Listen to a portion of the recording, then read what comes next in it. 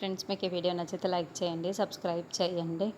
రమాదేవి దీక్షకి కావాల్సిన బంగారు నగలన్నింటినీ కూడా తెప్పించి ఉంటుంది. అయితే ఆ నగలన్నీ కూడా ముందు నేనే వేసుకోవాలని రోజా కండిషన్ పెట్టి ఉంటుంది. ఆ ప్లాన్ ప్రకారమే అరుణ్ ఆ నగలన్నింటినీ కూడా రోజాకి దగ్గరుండి తానే తన చేతులతో వేస్తూ అలంకరిస్తూ ఉంటాడు.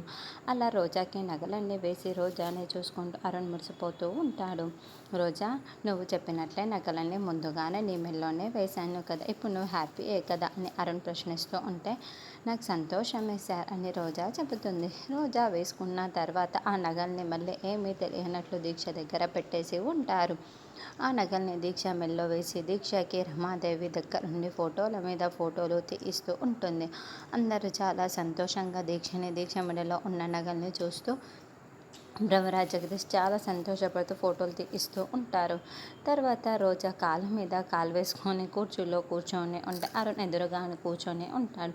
అప్పుడే చామంతి ప్రేమ్ కూడా గదిలోకి వస్తారు. రోజా, నువ్వు అనుకున్నట్లు విధంగా అన్నీ జరిగిపోతున్నాయి, హ్యాపీ అని అంటే హ్యాపీనెస్ సార్, కానీ నాకు ఆ పట్టు చీర కూడా కావాలి అని రోజా చెప్పటంతో చామంతి చాలా చాలా టెన్షన్ పడుతూ, ఇప్పటికే నగలన్నీ అడిగితే తీసుకువచ్చాను, మళ్ళీ ఆ పట్టు చీర అడిగితే ఎలా తీసుకురాగలను అని చామంతి టెన్షన్ పడుతూ రోజాని నిలదీస్తూ ఉంటుంది.